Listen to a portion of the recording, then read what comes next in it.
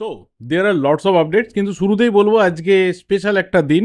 আজকে রথযাত্রা, প্রত্যেককে রথযাত্রার অনেক অনেক শুভেচ্ছা। জয় জগন্নাথ। বেশ কিছু ইম্পর্টেন্ট ম্যাটার আজকে অন্তত শেয়ার করা রয়েছে, বেশ কিছু ইনফরমেশন শেয়ার করা রয়েছে, আপডেটস কিছু শেয়ার করা রয়েছে, কিছু শকিং ব্যাপার আমার কাছে অন্তত পার্সোনালি শেয়ার করা রয়েছে। প্রথমেই বলবো যে ইস্টবেঙ্গল আজকে সিএফএল জার্নি স্টার্ট করলো, যদিও আমি ম্যাচ দেখিনি। আমি গোটা সিএফএলেরও কোনো ম্যাচ দেখতে পাবো বলে আমার অন্তত পক্ষে পার্সোনালি মনে হয় না। তাই ইন ডিটেলসে কোন টিমের কোন প্লেয়ার কত ভালো খেলছে আমি হয়তো বলতে পারবো না। বাট আজকে ইস্টবেঙ্গলের সিএফএলের জার্নি যথেষ্টভাবে ভালোভাবে শুরু হয়েছে। যথেষ্ট 7-1 গোলে ইস্টবেঙ্গল জার্নি স্টার্ট করেছে। প্রত্যেক প্লেয়ারই নিশ্চয়ই ভালো খেলেছে, দ্যাটস ওয়াই দিস রেজাল্ট। এবং অবশ্যই ইস্টবেঙ্গলের মোটামুটি কোর যে স্কোয়াডটা, ইউথ টিমটা, সেটাকে ইস্টবেঙ্গল ধরে রেখেছে। কিছু চেঞ্জেস এদিক ওদিক হয়েছে, কিন্তু ম্যাক্সিমাম যে স্কোয়াডটা ধরে রাখা সেটা কিন্তু ইস্টবেঙ্গল করতে পেরেছে। এবার দেখা যাক আস্তে আস্তে যত সিজন মানে সিএফএলের জার্নি এগোবে তত ভালোভাবে ইস্টবেঙ্গল, মোহনবাগান, মোহামেডান স্পোর্টিং যদি ভালো কিছু করতে পারে, বাকি ছোট ক্লাবগুলো তারা কতটা ভালোভাবে বেগ দিতে পারে বড় ক্লাবদের, দেখার বিষয় হবে। কিন্তু একটা বড় বিষয় যে গতবারের সিএফএল চ্যাম্পিয়ন কারা আমরা এখন অবধি জানি না, যেটা নিয়ে আপাতত কোর্টে কেস চলছে। তো তারপর সিএফএল শুরু হয়ে গেল এবং শুরুতেও আমার মনে হয় যে বেশ কিছু বিতর্ক হয়েছে। যাই হোক, ইন ডিটেলসে বলতে পারবো না, যেহেতু আমি ম্যাচ দেখিনি বা সেইভাবে কিছু ফলো করিনি। যা কিছু ইতিউতি সোশ্যাল মিডিয়াতে শুনছিলাম সেইটুকুই, নিজের পার্সোনাল এক্সপিরিয়েন্স আমি শেয়ার করতে পারবো না। এবার কিছু একদম সিম্পল আপডেটস রয়েছে, পরপর পরপর বলবো। নাম্বার ওয়ান হচ্ছে দুজন প্লেয়ার ইস্টবেঙ্গলের বেরিয়ে যেতে চলেছে, যারা কন্ট্রাক্টেড ছিল, যারা এই মুহূর্তে দাঁড়িয়ে ইনজিওর্ড, যার মধ্যে একজনের ইনজুরি রিকভারি হয়েছে, নিজে নিজে প্র্যাকটিস শুরু করেছে, নিজের দেশেই শুরু করেছে। আরেকজন প্লেয়ার যার অবশ্যই রিকভারি তো কমপ্লিট, কিন্তু এখন অবধি ট্রেনিং, প্র্যাকটিস বা বল নিয়ে কোনো সেশন স্টার্ট করেনি। এক হচ্ছে হিজাজি মাহের, যার দেশ কিন্তু অলরেডি ওয়ার্ল্ড কাপে কোয়ালিফাই করেছে। তো জর্ডানের ন্যাশনাল টিমের একটা বড় পার্ট হয়ে রেগুলার বেসিসেও রয়েছে লাস্ট 2-1 বছরে। তো সেখানে দাঁড়িয়ে যদি পরবর্তীতে আবারও জর্ডান টিমের হয়েও ঢুকতে পারে, তাহলে 2026-এর ওয়ার্ল্ড কাপে আমরা হিজাজি মাহেরকে খেলতে দেখতে পারি। কিন্তু তাকে হয়তো ইস্টবেঙ্গল জার্সিতে আমরা দেখতে পাবো না, কারণ 2025-26-26-এই তার কন্ট্রাক্ট লাস্ট ছিল, কিন্তু ইঞ্জুরির কারণে তার মোটামুটি half of the season West হবে। সেই কারণে ইস্টবেঙ্গল ম্যানেজমেন্ট যেটা ফাইনালি ঠিক করেছে যে তার সাথে মিউচুয়ালি কন্ট্রাক্ট টার্মিনেশন হবে। তাকে আর ইন্ডিয়াতে আমরা দেখতে পাবো কি না এই মুহূর্তে দাঁড়িয়ে বলা যাচ্ছে না, বাট হ্যাঁ, নিয়ার ফিউচারে অবশ্যই তার যা কোয়ালিটি সেই ক্ষেত্রে দাঁড়িয়ে বেশ কিছু ক্লাবের অফার ইন ফিউচার পরবর্তী সময়ে তার কাছে থাকলেও থাকতে পারে। বাট সেকেন্ড যে প্লেয়ার, সেটা আমার কাছে খুব সারপ্রাইজিং, সেটা আমার কাছে খুব শকিং। সেটা হচ্ছে মাদি তালালকে নিয়ে ইস্টবেঙ্গল ম্যানেজমেন্টের বর্তমান যে একটা স্ট্যান্ড পয়েন্ট তৈরি হয়েছে যে তার সাথেও মিউচুয়ালি কন্ট্রাক্ট টার্মিনেশন হবে বা তাকে রিলিজ করে দেওয়া হবে। যেটা একটা সময় অবধি মনে করা হয়েছিল যে হিজাই মাহের কিন্তু মাদি তালাল কিন্তু খুব তাড়াতাড়ি কামব্যাক করতে পারবে, যেহেতু তার রিকভারি খুব তাড়াতাড়ি হয়েছে, এই মুহূর্তে দাঁড়িয়ে ট্রেনিং করছে। বারবার করে যখন মাদি তালালকে নিয়ে কথা বলেছি, মাদি তালাল 6জন বিদেশি কোটার মধ্যে থাকবে এবং অবশ্যই মাদি তালাল অক্টোবরের মধ্যে ফিট হয়ে যেতে পারে, সব কিছু সম্ভাবনা দেখা যাচ্ছিল। বাট এই মুহূর্তে যেটা মনে করা হচ্ছে যে মাদি তালাল ইস্টবেঙ্গলে আর থাকবে না। যদিও তার এই সিজনে আইএসএল খেলতে কিন্তু এই মুহূর্তে দাঁড়িয়ে খুব একটা অসুবিধা নেই, হয়তো ইনিশিয়াল টাইমটা কিছুটা মিস করবে, হয়তো আমি ধরে নিতে পারি যে ম্যাক্সিমাম 5টা থেকে 7টা ম্যাচ হয়তো মিস করবে, কিন্তু মেজরিটি যে জায়গাটা বা ভাইটাল যে মুভমেন্টটা, সেখানে মাদি তালাল ইস্টবেঙ্গলের হয়ে অ্যাভেলেবেল হতে পারতো। বাট এই মুহূর্তে দাঁড়িয়ে ইস্টবেঙ্গল ম্যানেজমেন্ট হয়তো এটাই চেয়েছে যে একদম শুরু থেকে ফিট প্লেয়ারদেরকে নেওয়া এবং অবশ্যই কোচের স্ট্র্যাটেজি ওয়াইজ বিদেশি প্লেয়ারদেরকে স্পেশালি নেওয়া। এবং সেই জায়গা থেকে আমার পার্সোনালি মনে হয় যে মাদি তালাল হয়তো ইস্টবেঙ্গল ছাড়ছে বা মাদি তালালকে হয়তো ইস্টবেঙ্গল ছাড়ছে। এবার দেখা যাক, মাদি তালালের কাছে আইএসএল থেকে শোনা যাচ্ছে যে অফারও কিন্তু রয়েছে। তো সেটা কোন ক্লাব, কারা ইন্টারেস্টেড, কোথায় গিয়ে মাদি তালাল তার আবারও নেক্সট জার্নি করে, মানে কন্টিনিউ করে আইএসএলে, সেটা দেখার বিষয় হবে। নাকি অন্য কোথা থেকেও তার আরও বেটার অফার আগামী দিনে শুনতে পাওয়া যায়, সেটাও হবে দেখার বিষয়। বাট আমি আবারও বলছি, পার্সোনালি মাদি তালালকে ইস্টবেঙ্গলে ছেড়ে দেওয়াটা আমার কাছে ভীষণভাবে শকিং একটা ডিসিশন, খুবই সারপ্রাইজিং একটা ডিসিশন। এবং অবশ্যই জানি না যাকে নিয়ে আসা হচ্ছে তার পরিবর্তে সে হয়তো কোচের খুবই পছন্দের একটা পাত্র, বাট তাকে এসে কিন্তু ভীষণভাবে চাপ নিয়ে ফুটবলটা খেলতে হবে। শুধুমাত্র ফ্যান প্রেসার না, তার পাশাপাশি মাদি তালাল মোটামুটি ইস্টবেঙ্গলের ওই কম সময়টা, মানে তার চোট পাওয়ার আগের সময়টা অবধি যতটুকু ভালো পারফরমেন্স দিয়েছিল, এবং অবশ্যই ওর যা মোটামুটি এখানে গ্রাফ রয়েছে প্রথম সিজনে পাঞ্জাবের হয়ে খেলার নিরিখে, সেই জায়গা থেকে দাঁড়িয়ে অবশ্যই মাদি তালালকে যে রিপ্লেস করছে তার একটা প্রেসার কিন্তু থাকবে। নাও the next thing is East Bengal একজন স্প্যানিশ সেন্টার ব্যাকের সাথেও কিন্তু কথাবার্তা বলছে যে হিজাজি মাহেরকে রিপ্লেস করবে। আর এই ক্ষেত্রে অনেকে জানার ইচ্ছা হবে যে সাউল ক্রেসপোকে নিয়ে কি হবে। সাউল ক্রেসপোকে না তো ইস্টবেঙ্গল ছাড়তে পারছে, না তো ইস্টবেঙ্গল ধরে রাখতে চাইছে। সাউল ক্রেসপোকে নিয়ে বারবার করে এই কথাই আমরা সবাই বলছি, তো জানি না কি হবে এখনও অবধি সাউল ক্রেসপোকে নিয়ে, কারণ সেই কারণে আমরা দুজন বিদেশি ডিফেন্ডারের নাম কিন্তু এখনও অবধি শুনতে পাচ্ছি না। বারবার করে একজন বিদেশি ডিফেন্ডার, একজন স্প্যানিশ ডিফেন্ডার, যেটা নিয়ে বলবো, যেটা আজকালের তরফ থেকেও রিপোর্ট করা হয়েছে, দুজনের নাম কিন্তু শোনা যাচ্ছে না যে দুজন সেন্টার ব্যাকের সাথে ইস্টবেঙ্গল কথাবার্তা চালাচ্ছে। এটা খুব ট্রিকি একটা সিচুয়েশন ইস্টবেঙ্গলের জন্য, যে শেষ মুহূর্তে অবধি কিছুই হয়তো হলো না, ফাইনালি সাউল ক্রেসপোকে রেখে দিতে হলো, তাহলে ব্যাকআপ সেন্টার ব্যাক কে হবে? এটা বড় কিন্তু প্রশ্নের মধ্যে পুরো ম্যানেজমেন্ট বা পুরো টিমের ব্যালেন্সটা দাঁড়িয়ে থাকবে। সেই ক্ষেত্রে আমার মনে হয় যে মোহাম্মদ রশিদকে কোথাও আগামী দিনে কোচ ট্রাই করলেও করতে পারেন, যেহেতু তার ফিজিক রয়েছে, ডিফেন্সিভ মিডফিল্ড বা ব্লকার ওই সুইপার জোনটাতে খেলার এক্সপিরিয়েন্স রয়েছে এবং আরও টাফ লিগে খেলার এক্সপিরিয়েন্স রয়েছে, তো সেই নিরিখে আমার মনে হয় যে সেটা একটা ডিসিশন হতে পারে। বাট সাউল ক্রেসপোর যা পারফরমেন্স, সেই নিরিখে তাকে ধরে রাখাটা ইস্টবেঙ্গলের জন্য আমার মনে হয় না যে খুব একটা ভালো কিছু হতে পারে বলে। বাট ঠিক আছে, চলো, এমনও হয় যে অনেক সময় যে প্লেয়ারকে নিয়ে খুব একটা ভাবনা চিন্তা করা হচ্ছে না, তারই হয়তো একটা ওয়ান্ডারফুল সিজন আমরা দেখে ফেললাম, তখন হয়তো অনেকে বলবে যে দেখো এটা সাপে বর হয়ে গেল। দেখা যাক সেটা হয় কিনা। যেটা মেন বিষয় সেটা হচ্ছে একজন স্প্যানিশ সেন্টার ব্যাকের সাথে ইস্টবেঙ্গলের এই মুহূর্তে কথাবার্তা চলছে, যদিও তার নাম ধাম এখনো অবধি কিছু জানা যায়নি, তবে অবশ্যই বারবার করে সবাই বলছে যে that's a very good profile, যথেষ্ট ভালো একটা প্রোফাইল, এবং বেশ কিছু ভালো ক্লাব, মানে লোয়ার ডিভিশনের ভালো ক্লাবে খেলার এক্সপিরিয়েন্স রয়েছে, এবং সব দিক থেকে বিচার করলে দেখা যাবে যে অস্কার ব্রুজো যে প্লেয়ারকে পছন্দ করছেন, সেই প্লেয়ার এসে ইস্টবেঙ্গলের ডিফেন্সকে অনেক বেশি করে মজবুত করতে পারবে। অ্যাটলিস্ট যা সেন্টার ব্যাকস রয়েছে ডোমেস্টিকের ক্ষেত্রে ইস্টবেঙ্গলে, তাদের সাথে পার্টনারশিপে অন্ততপক্ষে একটা ভালো ডিফেন্সিভ পেয়ার ইস্টবেঙ্গল তৈরি করতে পারবে।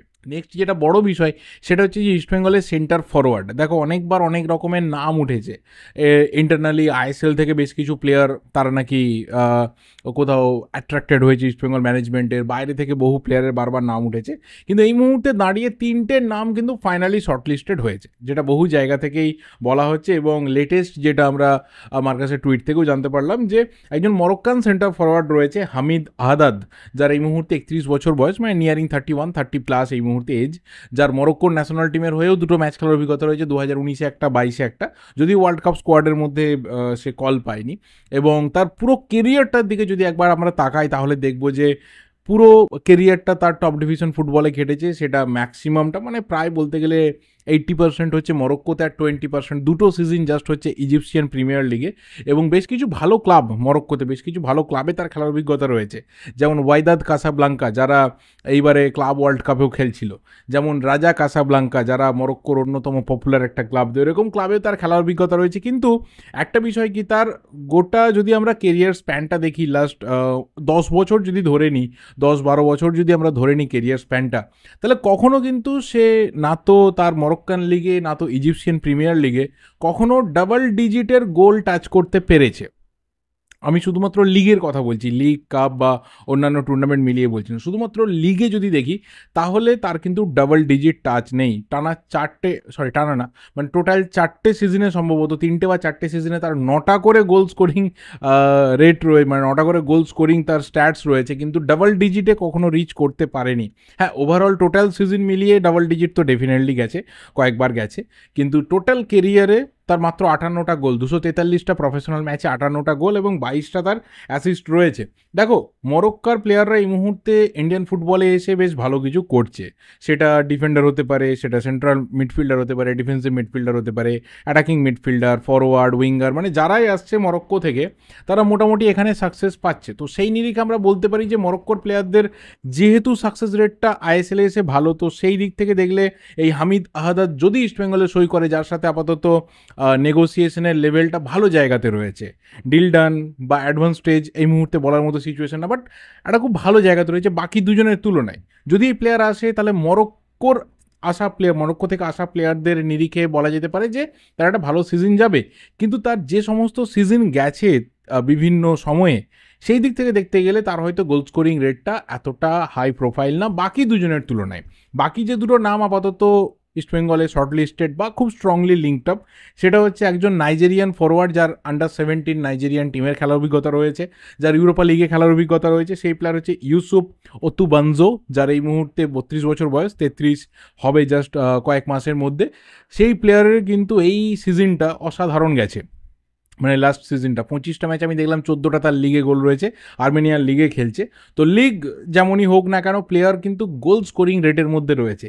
এবং দ্বিতীয় যে প্লেয়ার, মানে এর সাথে আরও একজন যে প্লেয়ার, যার হয়তো নেগোসিয়েশনটা ফাইনাল স্টেজ বা খুব অ্যাডভান্স স্টেজের দিকে না, বাট সেই প্লেয়ারও কিন্তু কন্টেনশনের ক্ষেত্রে রয়েছে। যদি ওই ডিল ভেস্তে যায় মরক্কান স্ট্রাইকারের সাথে, তাহলে এই দুজনের মধ্যে কোনো একজনকে হয়তো ইস্টবেঙ্গল নিয়ে আসতে পারে। সেই প্লেয়ার হচ্ছে সার্বিয়ান নেমানজা নিকোলিচ। এই প্লেয়ারটারও কিন্তু ওই 33 বছরের মতোই বয়স, মানে 32+, নিয়ারিং 33। মোটামুটি এজের দিক থেকে দেখো তিনটে প্লেয়ার প্রায় সমান এজে রয়েছে। এবার এই প্লেয়ারটার কেরিয়ারও কিন্তু খুব ভালো, নেমানজা নিকোলিচের, যার এই মুহূর্তের ক্লাব হচ্ছে পার্টিজান, যারা রেগুলার বেসিস ইউরোপা লিগ বা কনফারেন্স লিগে খেলে। প্লেয়ারটারও সেই এক্সপিরিয়েন্স রয়েছে, প্রায় 10-12টা গোল রয়েছে এই সিজনে, মানে লিগের কথা বলছি। তো মোটামুটি ভালো। বাকি দুজন সেন্টার ফরওয়ার্ডও খুব ভালো। হামিদ আহাদাদকে হয়তো খুব স্ট্যাটিস্টিক্যালি আমরা ভালো বলতে পারছি না এই মুহূর্তে, বাট স্টিল আবার বলছি, যেহেতু মরক্কার প্লেয়াররা ওখান থেকে এসে ইন্ডিয়ান ফুটবলে খুব তাড়াতাড়ি মানিয়ে নিয়ে সাকসেসটা দিতে পারছে, তাদের স্কোরিং রেটটা খুব ভালো বা তাদের সাকসেসের রেটটা খুব ভালো, সেই নিরিখে হয়তো আমরা বলতে পারি যে এই প্লেয়ারটা এসেও ক্লিক করতে পারে। কিন্তু বাকি দুজনের প্রোফাইল আমার কাছে এই প্লেয়ারের থেকে অনেক বেটার লেগেছে। আর পার্সোনালি আমি যদি বলি, তাহলে নাইজেরিয়ান ফরওয়ার্ড ইউসুফ ওতুবানজো, এই প্লেয়ারের প্রোফাইলটা আমার পার্সোনালি ভীষণভাবে ভালো লেগেছে। এর আগে আমরা নাইজেরিয়ার বহু ফরওয়ার্ডকে দেখেছি ইন্ডিয়ান ফুটবলে এসে জাস্ট ধামাল মাচিয়েছে, সেটা একদম সেই চিমা ওকরি থেকে শুরু করে পরবর্তী সময়ে র্যান্টি মার্টিন্স বা ওডাফা ওকলি, এবং তার পাশাপাশি আরও অনেকে, ডুডু ওমাগুমিও ছিল, আরও অনেকে রয়েছে যারা নাইজেরিয়া থেকে এসে ভীষণভাবে ভালো ফুটবল খেলেছে, বা আফ্রিকান ওই জোনটা, ঘানা বা বিভিন্ন জায়গা থেকে এসে মোটামুটি আমাদের যে ক্লাইমেট রয়েছে, যে এনভায়রনমেন্ট রয়েছে, তার সাথে মানিয়ে নিয়ে খুব ভালো ফুটবলটা খেলে। অ্যান্ড ডেফিনেটলি ইস্টবেঙ্গলও আমরা জানি যে সেটা চিমা হোক বা সেটা পরবর্তীতে ডুডু হোক বা তারপর র্যান্টি হোক, যারাই এসেছে নাইজেরিয়ান ফরওয়ার্ড, তারা কিন্তু জাস্ট অন্য লেভেলের ফুটবল খেলেছে। তো পার্সোনালি আমার এই ইউসুফ ওতুবানজোর প্রোফাইলটা আমাকে ভীষণভাবে ভালো লেগেছে। একজন সার্বিয়ান ফরওয়ার্ড যত তাড়াতাড়ি এখানে এসে মানিয়ে নিতে পারবে, তার থেকে একজন নাইজেরিয়ান ফরওয়ার্ড অনেক বেশি তাড়াতাড়ি মানিয়ে নিতে পারবে। বাট দেখা যাক এই মুহূর্তে দাঁড়িয়ে এই হামিদ আহাদাদ মরক্কান ফরওয়ার্ড, তার সাথে ইস্টবেঙ্গলের নেগোসিয়েশন একটা ভালো জায়গাতে রয়েছে। যদি সেটা ভেস্তে যায়, আবারও বলছি, যদি সেটা ফাইনালি অ্যাডভান্স স্টেজের দিকে বা সিগনেচারের দিকে ফাইনালি না যায়, তাহলে হয়তো আমরা ইউসুফ ওতুবানজো বা এই সার্বিয়ান নেমানজা নিকোলিচ, তাদের হয়তো মুভমেন্ট আমরা ইস্টবেঙ্গল ক্লাবের দিকে দেখব। এটা গেল পুরোপুরি ইস্টবেঙ্গলের ব্যাপার। আর মোহনবাগানের ক্ষেত্রে খুব মেজর কিছু আমার ডিসকাশন নেই। মোহনবাগানের ক্ষেত্রে একটা বড় বিষয়, যেটা ভিডিও বানালেই মোটামুটি কমেন্টে আসছে, যে মেহতাব সিংয়ের ব্যাপারটা কি। যেহেতু আমরা কালকে জানি যে অভিষেক টেকচাম সিং, তার ব্যাপারটা মোটামুটি একটা ফাইনাল স্টেজে গিয়ে রিচ করে গেছে, দু পক্ষই আপাতত এগ্রি করে ফেলেছে ডিলটার ওপরে, সেটা আমরা জানি, কালকে আলোচনা করেছি, খেলনামের তরফ থেকে রিপোর্ট বেরিয়েছে, আজকে দেখলাম নীলাদ্রিদা রিপোর্ট করেছে। ফাইনালি যেটা বিষয়, যে মোহনবাগান অনেক দিন থেকে একজন কোয়ালিটি সাইড ব্যাকআপ হোক বা তাকে ফার্স্ট ইলেভেনে নিয়ে আসা হোক, তাকে লং টার্মে ভাবনা চিন্তার ক্ষেত্রে রেখেছিল, এবং সেটা কোথাও মোহনবাগান কমপ্লিট করছে। অ্যান্ড তার ডিল বগেরা কালকে আমরা কথা বলেছি, এবং সেখানে দাঁড়িয়ে মেহতাবের ব্যাপারটাও কিন্তু প্যারালালি ঢুকেছে।